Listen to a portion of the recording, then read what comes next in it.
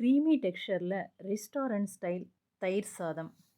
ஒவ்வொரு பைட் சாப்பிடும்போதும் உளுத்தம்பருப்பு, கடலை பருப்பு, மாதுளம்பழ விதைகள், அதுக்கடுத்து அந்த கொத்தமல்லியோட மணமும் அந்த கருவேப்பிலையோட அந்த மணமும் சேர்த்து மென்று சாப்பிடும்போது ஆஹாஹா என்ன ருசிங்க! இந்த வீடியோவுக்கு ஒரு லைக் கொடுத்துட்டு பாருங்களேன். Hello friends, welcome to our channel my cooking journey. இன்றைக்கி நம்ம சேனலில் ஒரு கைப்பிடி கருவேப்பிலையை வச்சு ஹெல்த்தியான ஒரு தயிர் சாதம் எப்படி செய்கிறதுன்றது தான் நான் உங்களுக்கு செஞ்சு காமிச்சிருக்கேன்.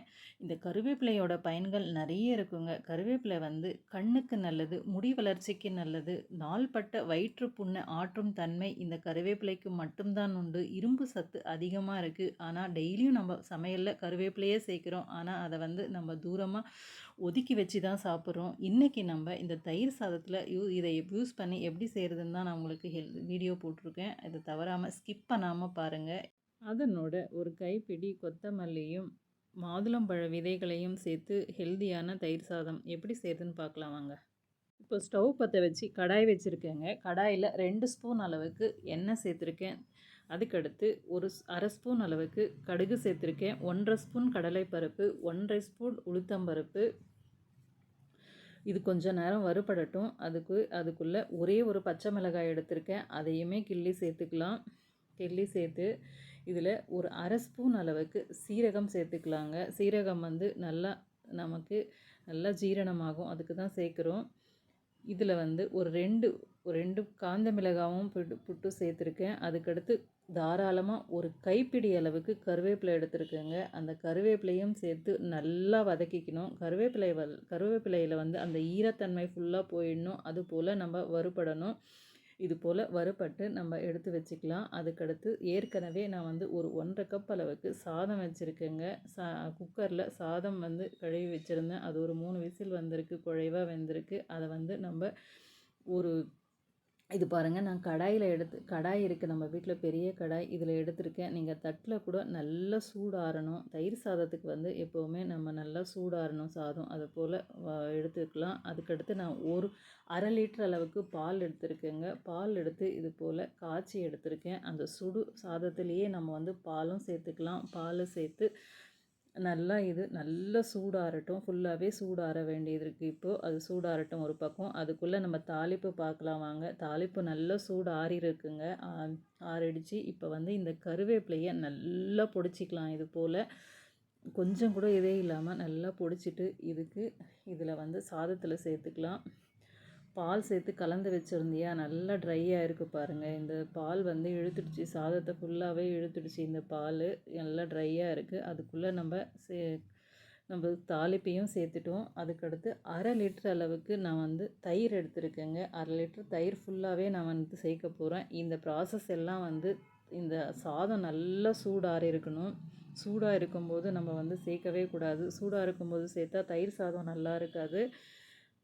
நல்லா சூடாக இருக்கணும் இந்த சாதம். அதுக்குள்ளே சேர்க்கணும். இப்போ அரை லிட்டர் தயிரையும் சேர்த்துட்டேன். இதுக்கு தேவையான அளவு உப்பும் சேர்த்துட்டேன். ஒரு கைப்பிடி அளவுக்கு தாராளமாக நான் கொத்தமல்லி சேர்த்துருக்கேன். கொத்தமல்லி ரொம்ப நல்லதுங்க உடம்பு. தைராய்டை குணப்படுத்துகிற சக்தி இந்த கொத்தமல்லிக்கு நிறையவே இருக்குது.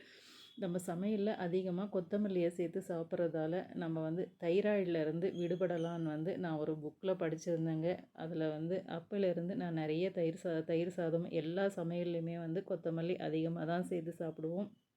இப்போ பாருங்கள், நம்ம தயிரையும் உப்பு கொத்தமல்லியெல்லாம் சேர்த்து நல்லா கலந்துட்டோம். இது கொஞ்சம் கெட்டியாக இருக்குது, அதனால் கொஞ்சமாக தண்ணி சேர்த்துருக்கேன். இது போக போக இறுகிடும். முடிஞ்ச வரைக்கும் இது கொஞ்சம் லிக்விடாக இருந்தால் நல்லாயிருக்கும். ஏன்னா பால் சேர்த்துருக்கோம் இல்லையா, பாலும் சேர்த்து தயிரும் சேர்த்து போக போக கெட்டியாக இறுக ஆரம்பிக்கும். அதுக்காக பாருங்கள், இந்த கன்சிஸ்டன்சியில் நான் சாதத்தை அட்ஜஸ்ட் பண்ணிட்டேன். இப்போ பையன் டைம் ஆகிடுச்சுங்க. அவனுக்கு கொடுக்குறேன். நான் காலையில் 7 மணிக்கு பையன் கிளம்பிடுவான். அவனுக்காக நான் காலையிலே கொடுத்தாச்சு. அதுக்கடுத்து கொஞ்சம் கெட்டியாக இருக்குமான்னு சொன்னான் அவன். அதனால் கொஞ்சமாக இன்னும் கொஞ்சம் கூட நான் தண்ணி சேர்க்குறேன்.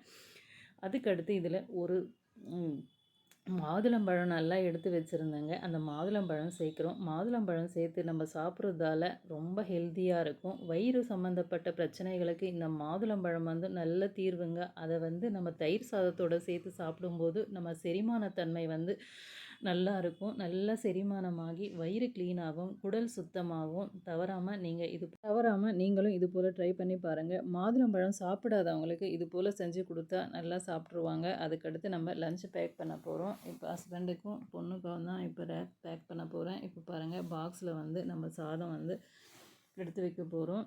அதுக்கடுத்து மகளுக்கு எடுத்து வைக்க போகிறேங்க. இதுக்கு வந்து தொட்டுக்க வந்து ஒரு ஊறுகாய் இருந்தாலே போதும். ரொம்ப நல்லா இருக்குங்க. இந்த ஊறுகாய் வந்து நான் வந்து காப்பியாஸ் வில்லேஜ் கிச்சன் அவங்கக்கிட்ட இருந்து தான் வாங்கியிருந்தேன். ரொம்ப நல்லாயிருக்கு. எலுமிச்சம்பழம் ஊறுகாய் இது வந்து அவங்க வந்து நல்லா நல்லா செஞ்சு கொடுக்குறாங்க. ஊறுகாய் வந்து நல்லெண்ணெயில் தாளிச்சிருக்காங்க. ரொம்ப நல்ல மணமாக இருக்குது. காரம் உப்புலாம் ஊறுகாய்னாலே உப்பு அதிகமாக சேர்ப்பாங்க. அவங்க உப்பு அதிகமாக சேர்க்கறதில்ல. மீடியமாக உப்பு சேர்த்து காரமும் கம்மியாக சேர்த்து ரொம்ப நல்லா செஞ்சு கொடுக்குறாங்க.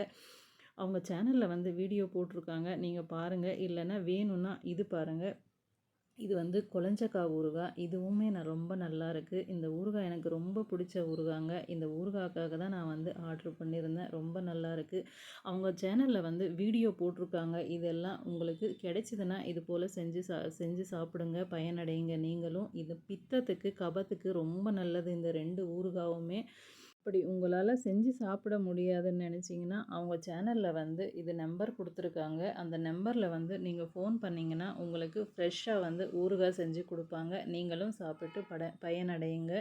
இப்போ நம்ம இந்த ஊறுகாய் வந்து தயிர் சாதத்துக்கு ஒரு பீஸ் இந்த ஊறுகாவை வைக்க போகிறோம். ஊறுகாய் வச்சு பேக் பண்ணால் ரொம்பவே நல்லாயிருக்கும். தயிர் சாதத்துக்கு இந்த எலுமிச்சம்பழம் ஊறுகாய் ரொம்பவே நல்லாயிருக்கும். எந்த வித நமக்கு வந்து பொரியலும் தேவையில்லைங்க. ஹெல்த்தியாக இருக்கும். பையனுக்கும் நான் வந்து ஆல்ரெடி பேக் பண்ணி அனுப்பியாச்சு. ரொம்ப ஹெல்த்தியாக இருக்குது. என்னங்க காலையிலையும் மதியம் அதே தயிர் சாதமானு கேட்குறீங்களா? ஆமாங்க. ரொம்ப ஹெல்த்தியானது தயிர் சாதம். ஹெல்த்தியான விஷயத்த 2 முறை சாப்பிட்றதுல தப்பே இல்லைங்க. இதில் நம்ம வந்து கருவேப்பிலை சேர்த்துருக்கோம், கொத்தமல்லி சேர்த்துருக்கோம், அதுக்கடுத்து மாதுளம்பழ விதைகளையும் சேர்த்துருக்கோங்க. ரொம்பவே ஹெல்த்தியாக இருக்குது. நீங்களும் தவறாமல் ட்ரை பண்ணி பாருங்கள். இந்த வீடியோ பிடிச்சிருந்தா லைக் பண்ணுங்கள். தவறாமல் சேனலுக்கு சப்ஸ்கிரைப் பண்ணிக்கோங்க. பாய்.